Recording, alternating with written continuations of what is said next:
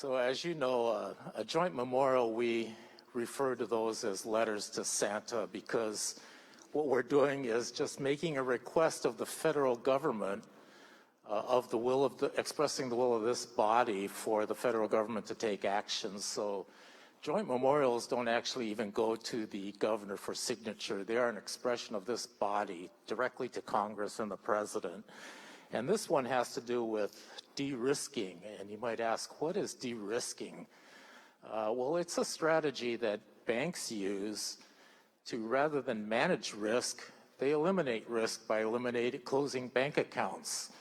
And the problem with this is that it's being applied in a somewhat discriminatory manner because bank accounts are being closed without any reasons being given to the owners of those accounts. So for instance, the Patriot Act has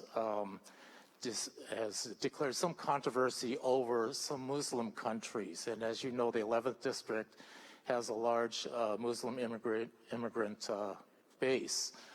And so a lot of small businesses there are established by these new immigrants trying to make it here in America.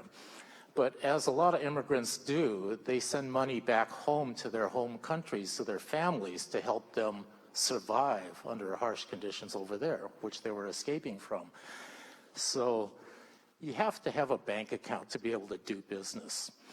And these, what we call small money transmitters, are companies that send the money back to the families in their home countries. Well, banks have decided that because they come from a Muslim country, under the Patriot Act and the Bank Secrecy Act and anti-money laundering regulations, they've decided it's just easier not to have these accounts. They'll just close them.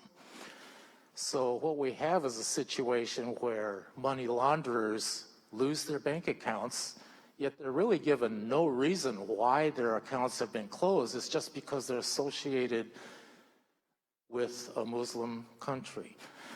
And so what has happened, though, is that people who want to send their money back to their homelands use the big companies like Western Union because they seem to be able to transmit the money without problem. Yet all the small money transmitters are being forced out of business.